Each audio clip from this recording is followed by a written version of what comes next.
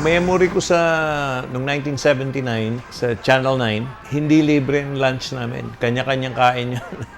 Kanya-kanya kaming lunch. At madalas ang lunch namin, mami, siopaw. Tsaka kumakain kami dun sa tindahan ni Vilma Santos.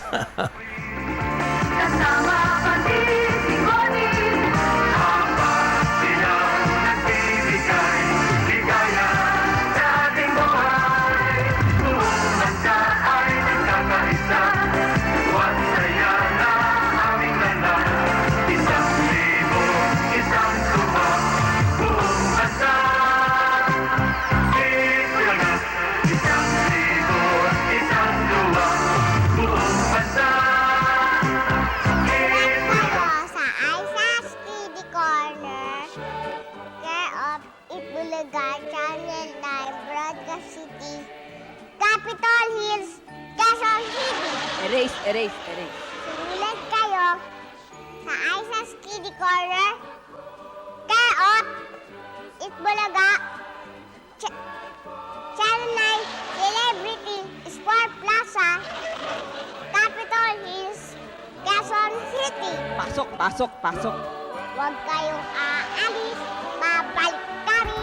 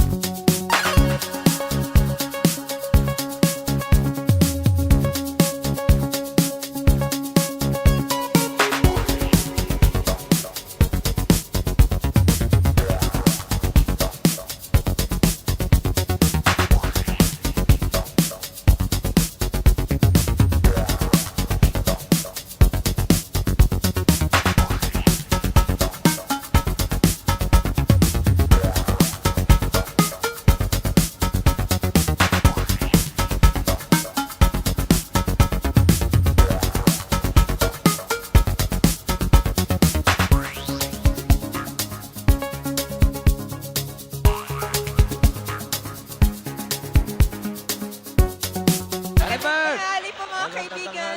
Magandang tanghali sa inyo. Magandang tanghali po sa inyo lahat. Mga bisita natin sa loob ng Celebrity Sports Plaza.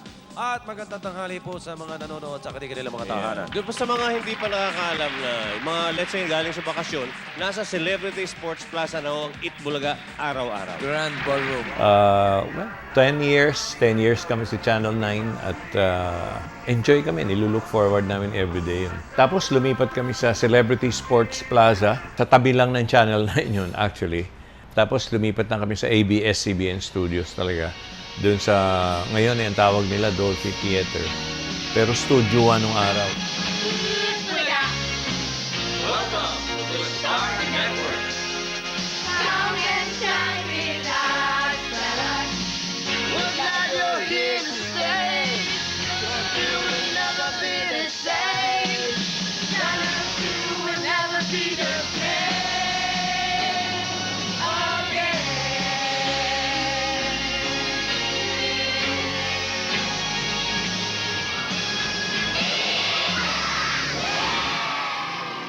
Live from the Araneta Coliseum, welcome to Itbulaga Moving On, a special musical extravaganza.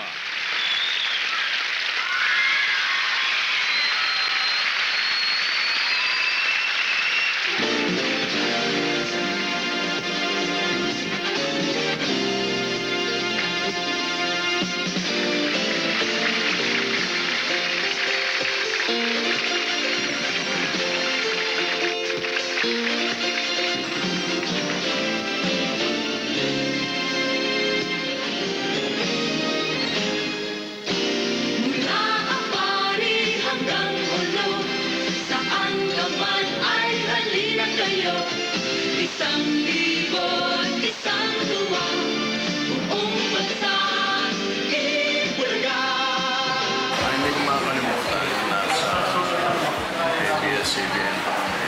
Nung si Tito Sen napasok na sa politika bilang isang senador. At that time,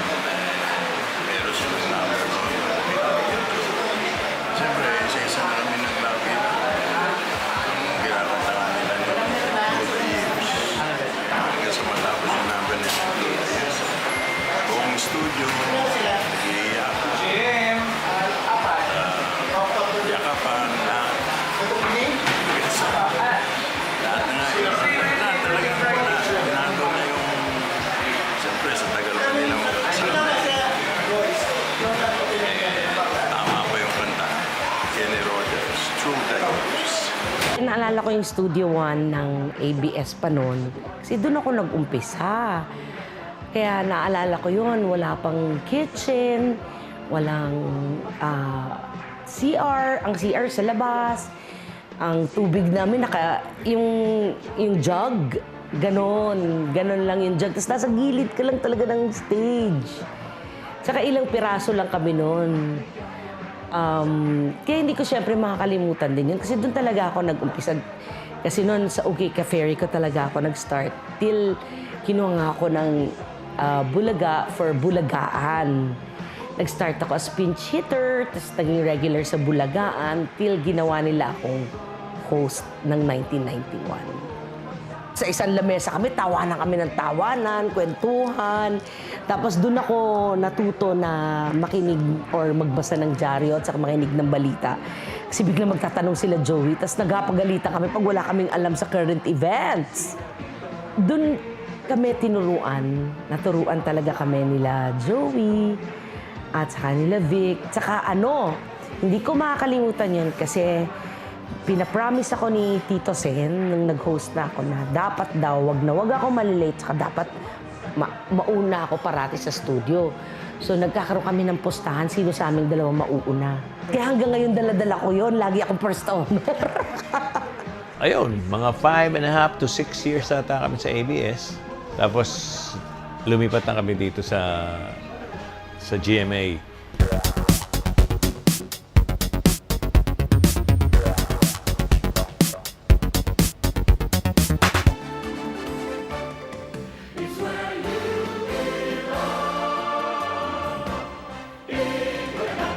Ladies and gentlemen, welcome to Eat Bulaga from Moving.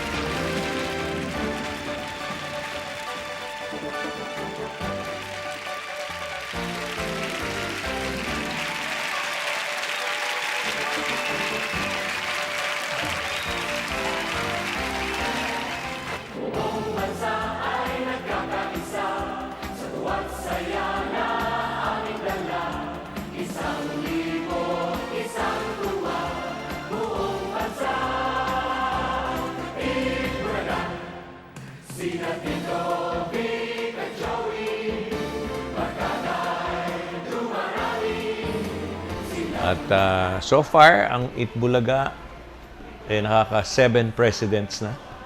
3 networks. Ano pa ba? Ang dami na, no? 40 years, 4 na dekada. Ayun. Sa akin, malaki. Malaki ang kwentong Broadway ko. Mahabang taon din. Dito ako nag-umpisa ng PA, production assistant. Tapos dito rin ako nag-umpisa nung naging audition master ako. Si Rosel, karamihan halos lahat ng sex bomb nun. Ako nag-audition nun.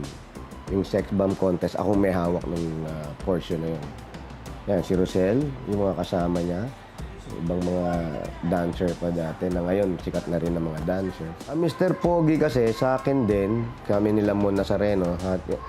Si Jericho kasi, nung time na MPA ako, pero hindi ako may hawak ng portion. Kami nakatutok sa kanya pag nag-aaral siya ng mga skills, binabasa niya. Pati yung sasayaw, kung paano mag-host. Kami yung naka-assign na tumutok sa kanya. Okay din, mabait na bata. Tapos hanggang naging floor director na ako. Hanggang sa naumpisa na nakasama na ako sa Dabar Cats. So, lahat yun dito sa Broadway nangyari. Dinaanan namin lahat yung dito kami natutulog, ng production pa ako. Pag Friday, kailangan kasi maayos kinabukasan. So, maraming memorables na magandang nangyari sa akin dito. At dito rin ako talaga napabilang sa Dabar Cats na kasama niya hanggang ngayon. Pinaka-memorable sa akin nung nag-host na ako, yung first day na pag-hosting ko. Hindi ko naisip eh. Ako, loko-loko ko eh, di ba? Natatandaan ko, ang sinabi lang sa akin, hindi na ako mag-floor director, parang gano'n. Inausap ako nila Mr. Tubiera, Ma'am Malu, tsaka Mr. Domingo. Hindi na raw ako mag-FD. Iyak talaga ako. Sabi ko, sandali, anong kasalanan ko? Sabihin niyo kung ano kasalanan ko. Sabi ko, gano'n. Wala ka na sa gagawin ka namin on-cam host. Hindi ako makapaniwala nila. Kala ko, binibiro pa rin lang ako. Dahil si Sir pala biro yan. Sige lang, ngayon, pasok-pasok, ganun. Eto, ayos naman, natuto. Siyempre sila Bossing, sila Tito Joey, si Tito Sen. Hindi ka pababayaan eh. Dito ko naramdaman sa studio rin kung paano ka alalayan ng mga host natin, ng mga senior host natin na sige lang, ganun sila. I haven't been here for very long, but I had a few firsts here. First of all, I had my first appearance here on Itbulaga. Then, I was taught how to dance Zumba. I don't dance in front of an audience, and now I do. I did my first, how do you say it? I hosted for the first time here in Tagalog. And I learned how to speak a little bit of Tagalog here. Konti lang. What's nice kasi with Eat Bulaga, the cast, and everyone, we all treat each other as family. So kahit sa kami mapadpad, parang bahay namin, di ba? Well, yung sa celebrity, doon ko nakilala yung magiging asawa ko pala. Okay? Dito sa Broadway, talaga pa ako. Dito ako nagpakasal. Dito ako nagkaanak ng 2. Sabi ko nga, paglipat natin sa bagong bahay, doon na ako magkakaapo. And when we transferred to GMA, yun yung big show na The Moving ginawa sa Araneta Coliseum. Tapos lipat dito sa Broadway, syempre, wow! Talagang iba kasi yung feeling na niya eh. May backstage na. Wow, may dressing room. Kasi nag-start ako, walang dressing room. Tapos pagdating dito, wow, dressing room. So, syempre, tuntua kami, di ba? Wala pa to noon. Ito tong part na kung nasan tayo ngayon, wala ito. Yun lang ang room. Ito, sarado to eh. They had to expand kasi nagdadagdag na tayo ng mga dabber kat siksika na sobra doon eh. Lumipat tayo, di ba, sa east side. Tapos renovate ito. Marami akong memories dito. Dito ko nakilala yung BFF ko, si Pauline. Dito na siya pumasok. My favorite OOTD spot, yung sulok kong paborito na magandang ilaw. Madami. Since hindi kami nakasalang sa One for All, ay chikahan habang buhay yon. Dito, lahat na yata ng party dyan namin na kumbaga na pag-usap-usapan, tulungan, booking ng mga may magbabakasyon, tulungan, ito magandang damit, ano isusuot, yung mga ganon. Dito, lahat ng ang mga iyakan pag may problema, dyan lahat nangyayari. I was really bonded together, like, inaanak ko na yung anak ni ganito, inaanak niya yung ganito, ninong namin sa kasal yung ganito, ninang sa kasal yung isang ganito. I mean, it's like our families, even our personal families, okay? Not just the immediate family ng asawa, anak. Pati yung pamilya mo na, yung mga kapatid mo, ganon. Naging ano na rin nila, parang family ng lahat. As in, one big happy family. At saka hindi lang yun, pati sa mga oras ng pagdadalamhati, nandoon sila. As in, sila talaga yung magbibigay ng lakas ng loob. So, alam mong pagod na sila, pero pupunta sila. Hindi ko makakalimutan yun sa tala ng buhay ko nung iniwan na kami ng mami ko. Nasa trip noon ang buong Bulaga. Isipin mo, straight from the airport, pag-landing nila Bossing, nila Joe, dumiretso sa akin. Hindi ba parang iba, diniretso pa nila ang nakakaiyak kasi alam mong magpapamilya kayo talaga. We are bonded together by love, by trust. 23 years in Broadway Centrum. It's like home. Sa 20 years, maraming memorable. Pero kung tatanungin niyo ako ng isang most memorable, ito yung pagbalik ni Francis Magaluan sa Broadway and performed his last song, Number. Akala ko magaling na siya, pagaling na siya. Lahat ng tao masaya dahil bumalik siya, kumanta siya. And yun pala, yun na yung last niyang show sa Broadway. Happy, sad, lahat na. Yun ang most memorable ko din sa Broadway. Dito po sa Broadway Centrum ako nagsimula. Year 2000 pa. Nung kami ay isama dun sa Bulagaan segment. Hindi ko po makakalimutan kasi nung ako po ay magsimula ng pag-aartista, as in nagsimula po talaga ang career ko sa pag-aartista sa Itbulaga, naghanap po ako ng marerentahan sa malapit lang dito. As in walking distance ko lang talaga ang Broadway Centrum pauwi ng bahay.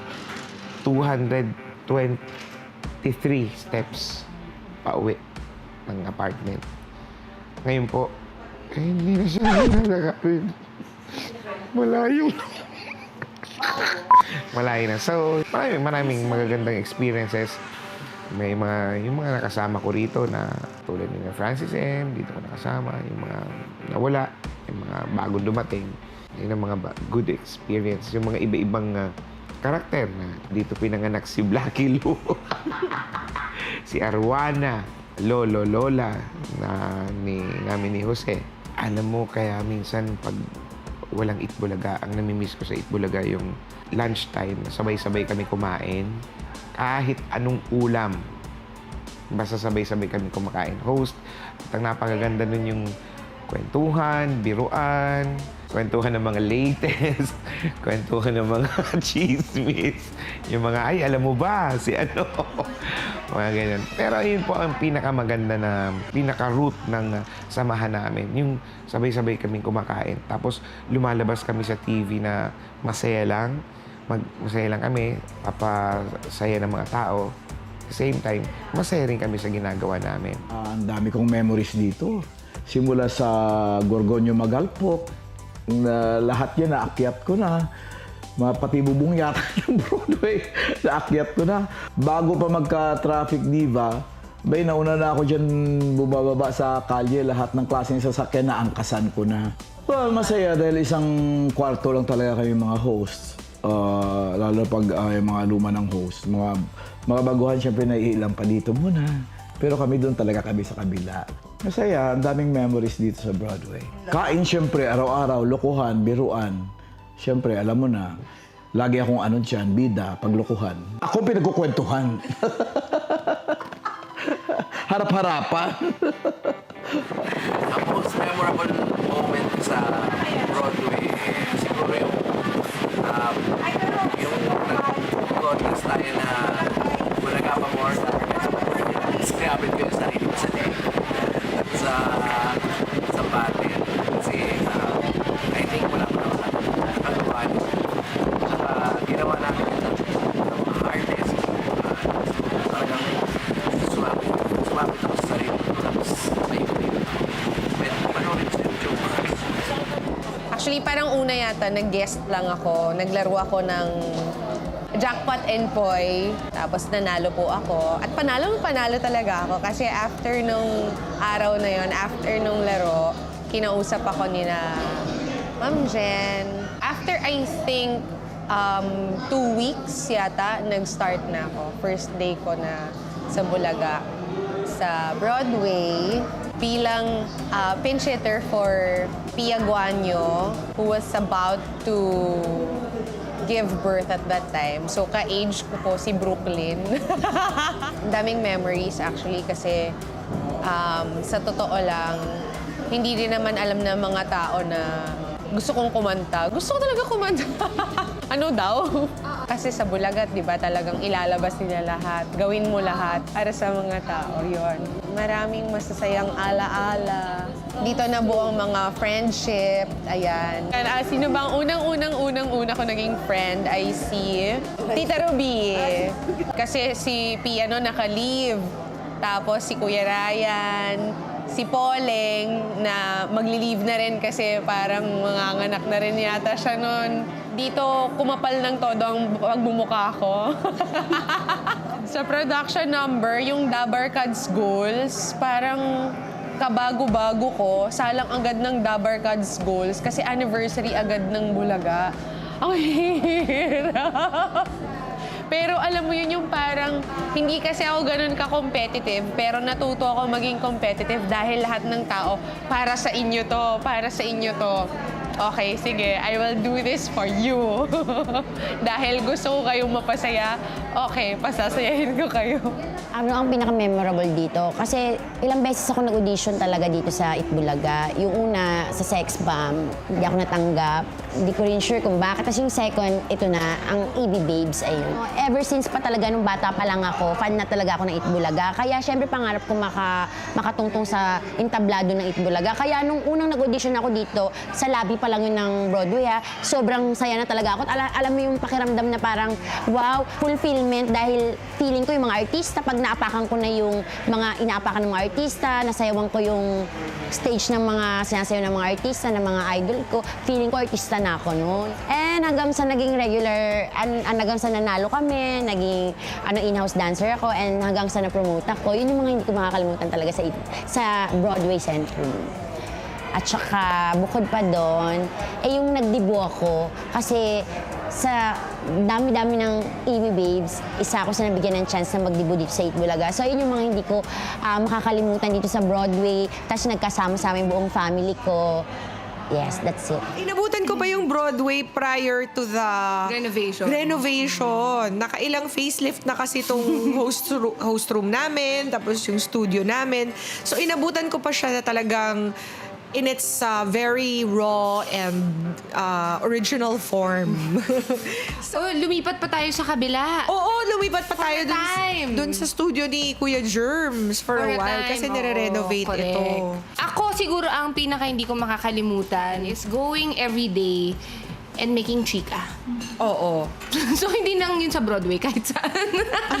Ako naman, kasi may kanya-kanya kaming mga lugar dito eh. So, ang lagi kong katabi dati noon ay si Ate Luding. Yung makeup, yung namayapa na Sumalangit naming... nawa. Naririnig ko yung pang-okray niya sa mga hosts. Ang pang-okray din ni Paulo sa kanya. Tapos, after a while, naging seatmate ko naman si Julia. I will miss yung mga ganong klaseng blocking. And I will miss all the lunch times that we've spent here kasi napakadaming chikahan ang nangyayari. Pagpupulong na nangyayari dito. Mga agaw na mga pagkain.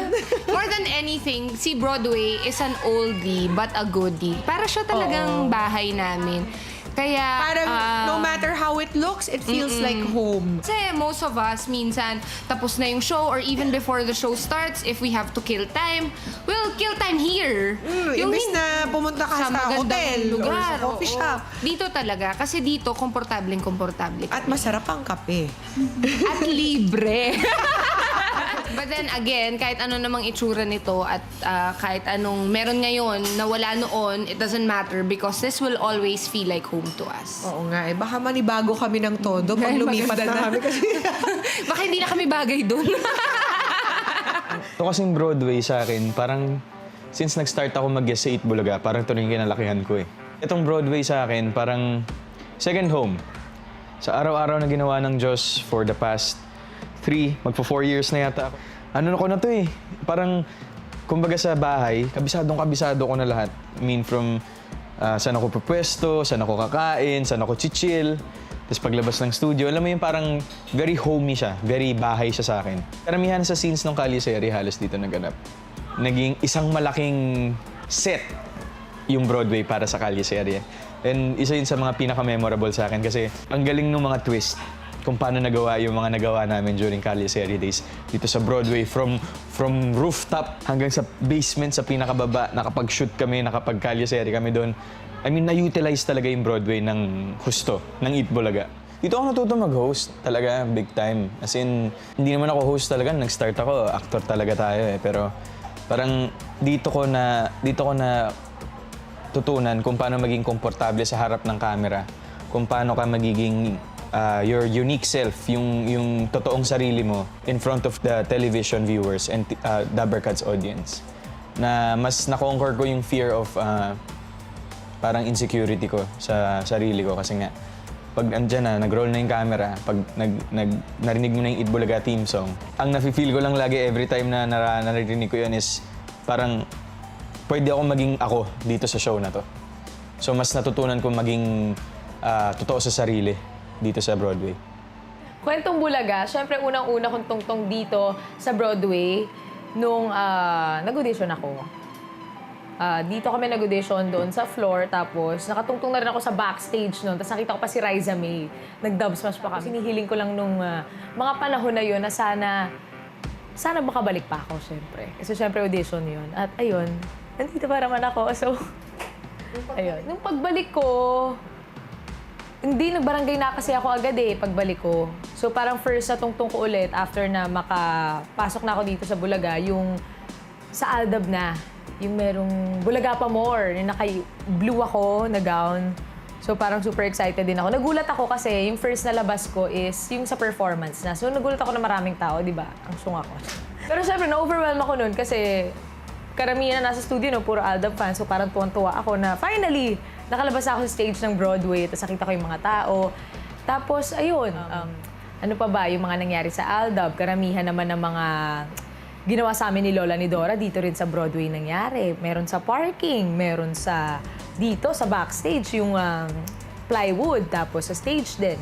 So, ayun, maraming masasayang moments ang naranasan ko dito sa Broadway. Dito po sa Broadway Centrum, dito po lahat nangyari yung pangarap ko na maging artista at syempre na manalo po sa Little Miss Philippines noong 2012. Kaya sobrang memorable po tong place na to. First time ko talagang magganon sobrang bongga yung costume, yung tapos ang dami pang tao, tapos in the end, panalo pala ako. Tapos, super memorable po yun kasi dito natupad lahat nga po ng pangarap. The Riza May Show, dito po yung studio nun sa Broadway Centrum. Kaya mamimiss po talaga namin yung Broadway Centrum kasi nga, special po siya sa akin. Kaya parang mahirap po siyang iwanan kahit mas excited kami na lumipat ng bagong studio. Pero ang dami po kasing masasayang nangyari. Lahat ng mga magagandang bagay na nangyari sa akin, dito yun sa Broadway Centrum. Parang, eto na yung pangalawa kong bahay. Dito na ako, hindi lang po halata na dito ako lumaki, pero dito talaga ako lumaki. Dito po ako nagpasok nung 3 years old pa po ako. Ito po ang unang bahay ko sa Manila. Dito ako nang kilala as Baby Baste! Dito ako marunong mag-read, parang ganito.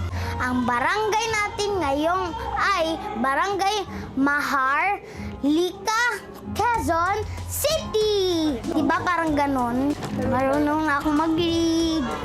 Dito po ako marunong mag-host. Parang ganito. Maayong unto mga Dabarcast dire sa studio! Dito po ako marunong mag-math. Parang ganito. 2 plus 2 equals 4. 5 plus 5 equals 10. 20 plus 20. Equals 40. Dito po ako natuto magkanta. Dito ako nagko-concert ng dati, yung 5 years old pa ako. At higit sa lahat, dito ko nakaduet ang TVJ! At hinihintay ko yung bago naman naming tahanan. Gusto kong mabulaga, ma-surprise. Palagay ko, sisingilin na kami sa lunch. Dahil baka mahal Bye, Broadway! Let's see you. Kain tayo. Kain tayo. Mamimiss ko sa Broadway. Yung dating natutulog ako dito pag Friday, nung PA ako. At siyempre, yung lugar din, parang bahay na natin to mga ilang taon. Ito yung nagsilbing pangalawang bahay ng mga host dito. Kaya maraming magagandang memorabilia. Kung iisa-isahin ko, ibig sabihin, puro ako na lang magkwekwento nito. Ano nakakano doon? Broadway, maraming salamat sa lahat ng iyong fond memories. Sorry, but we have to move on. Bye, Broadway. Bye, Broadway. Thank you for the memories. Bahay ka rin naman namin ng ilang taon, mga mahigit 2 dekada. Nakakalungkot din, pero move on din pag may time. Nami-miss ko syempre dito sa Broadway yung, kumbaga, yung paano kami nag-start. Dito ako unang nagtrabaho sa lugar na to eh. Dito nakilala. Dito ako nagkaroon ng ipon. Sana lipat doon. Sana start ulit ng panibagong na naman, ng dekada ng masasayang alaala. We love you, Broadway. We will miss you, and we will miss all the food offerings you have. And I will vandalize before you knock this down. Pauline was here. Bye! Bye, Broadway! Bye, Broadway! Malay naman natin, paglipat natin, ganun pa rin. Wala namang pinagbago, di ba? So baka hindi rin natin masyadong mamiss yung Broadway.